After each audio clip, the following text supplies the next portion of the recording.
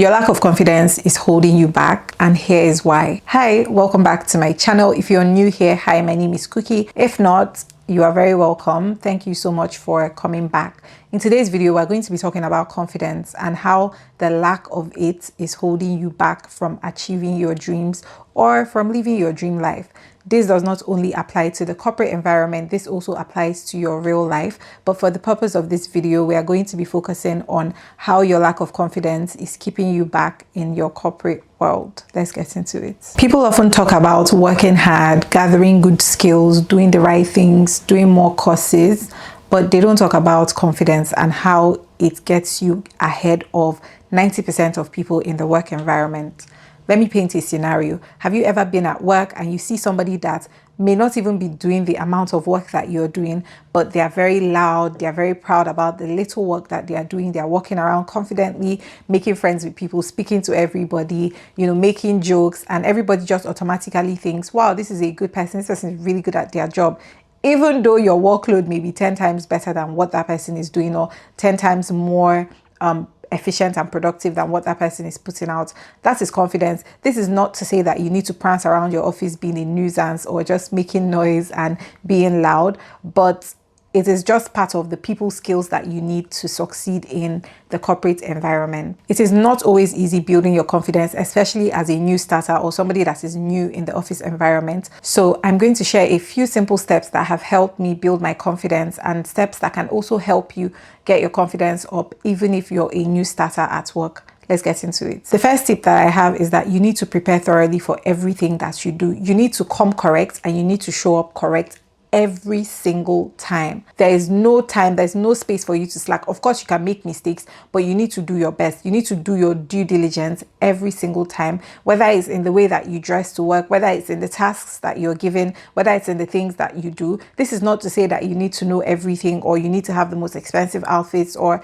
you know what I mean. You just need to do your best, do your due diligence. Don't go asking questions that a quick Google search would have helped you, or don't go asking questions that asking ChatGPT would have helped you. The only time that you then need to ask questions or you then need somebody else, a third party, to step into your situation is when you know that I have exhausted all my options. I have searched, I've scoured the internet to see how it can help me. Contrary to popular belief or popular opinion, you Google as you go. I like to call it Googling as you go, because that's just what it is. Learning on the job, Googling as you go, whatever it is you want to call it. It helps you be prepared so that if they have any possible questions for you in the job or in the role that you have fulfilled, you can answer those questions. Not knowing just makes you look incompetent, and we don't want to look incompetent.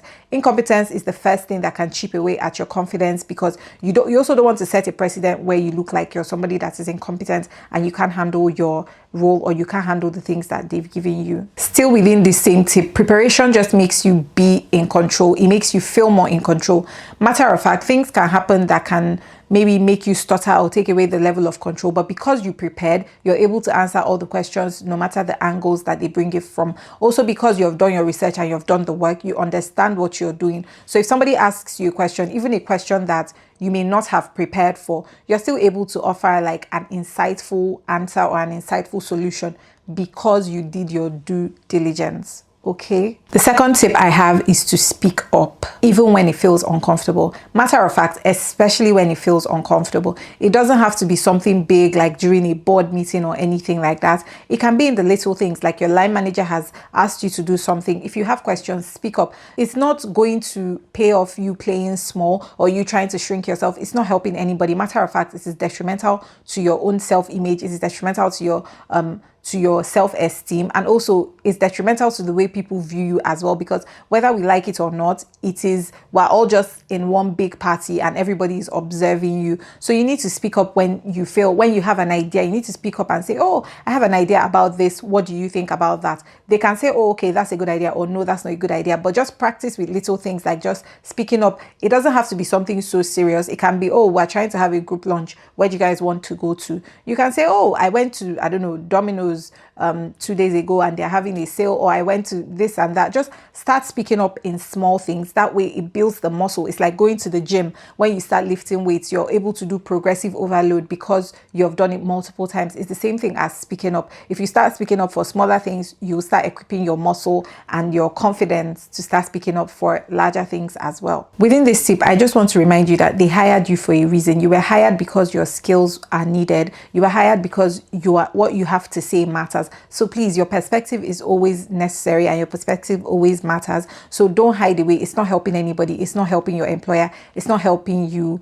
So just speak up, okay? Step 3, the way you present yourself matters. The way you carry yourself matters. Your aura, your charisma. I know it's called Riz now. Riz, Tiz, anything you call it, all those things, they matter. One thing about it is that it's not going to do you any good to show up haphazard to work. It's not going to do you any good. I'm also not saying that you need to wear like an Alexander McQueen shoe or whatever it is that, you know, that is so fancy. No, I'm telling you, good basics will take you far in terms of like dressing up for the corporate environment. This is also not like corporate siren. I know the whole discourse about corporate siren on TikTok. No, not at all. I'm not saying you need to like dress like a corporate siren, because I don't even know which office that you're dressing that way going into.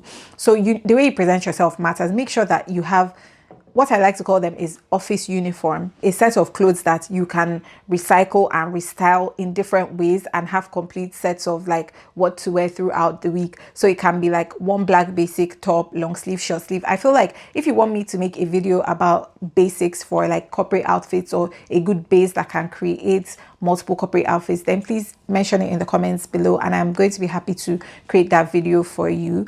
But I definitely think you need to present yourself the way you want. Don't let your hair be like rough. Don't let your hair be tumbled, because honestly, sometimes they may not be rating you because of the way you present yourself. I just want you to visualize it as if you want somebody to solve a problem for you. If you meet somebody, let's say you have a problem that you need to be solved, right? And let's say it's a problem where you have to pay somebody to solve it for you, right? And then you meet two different people.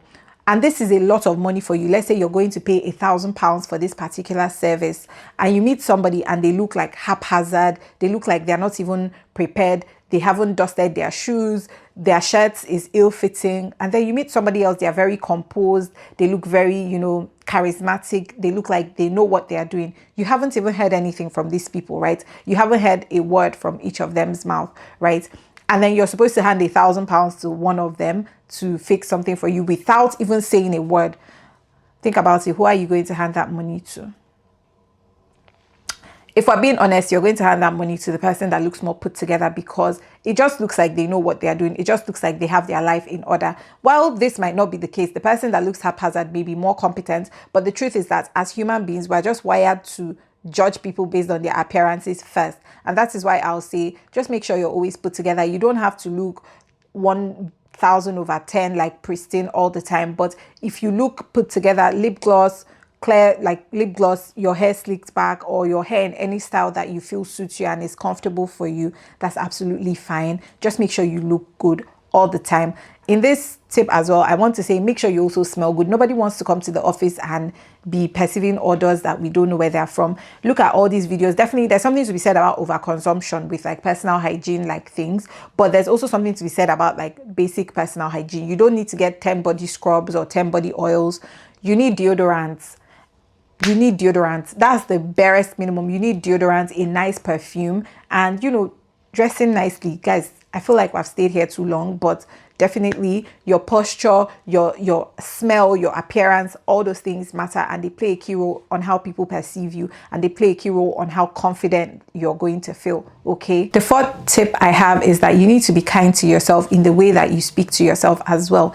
A lot of the time, the reason we don't have confidence is because we are too critical with our inside voices, the way we speak to ourselves. So if you're always harsh to yourself, if you talk to yourself like rudely, meanly, harshly, it's going to affect the way you show up in the world. But if you're your own hype person and you're hyping yourself up in your mind all the time, the way you show up in the workplace, the way you show up in the world is going to show that, oh, okay, cool. Like, don't be a hater to yourself before the world starts hating on you. That's what I always like to say. A good example of this is, instead of saying, what if I fail? Always ask yourself, what if I succeed?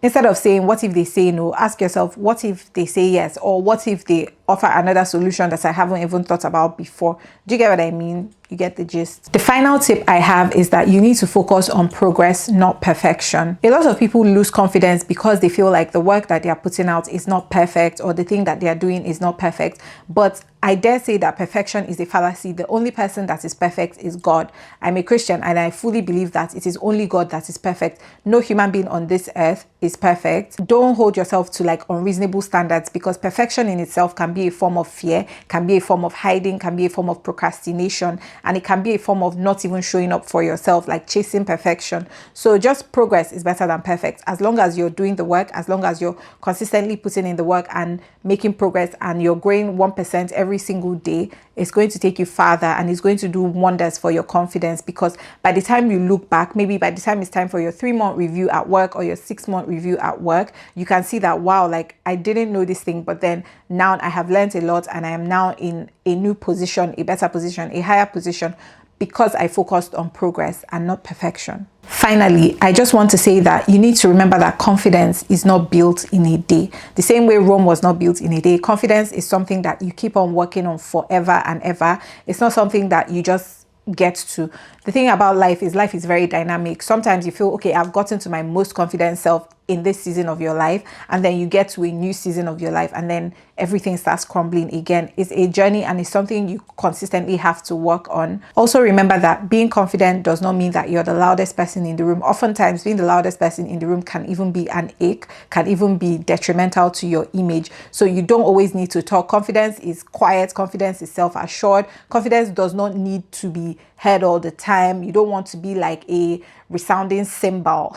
You want to be like, mindful. You don't want to be rolling around like an empty drum. You want to be filled with things. You want to be pouring into yourself, and you need to be seen and not heard. Obviously, sometimes you need to be heard, but also just make sure that you don't confuse being loud for being confident. Thank you so much for watching this video. I hope it has been helpful to you. You're doing great. Don't be too harsh on yourself. Remember to practice your positive self-talk, and you're going to be your best confident self this year. Thank you so much for watching this video. If you like this video, then please click on this playlist here, and you're going to enjoy these other videos down here, and I'll see you in my next one.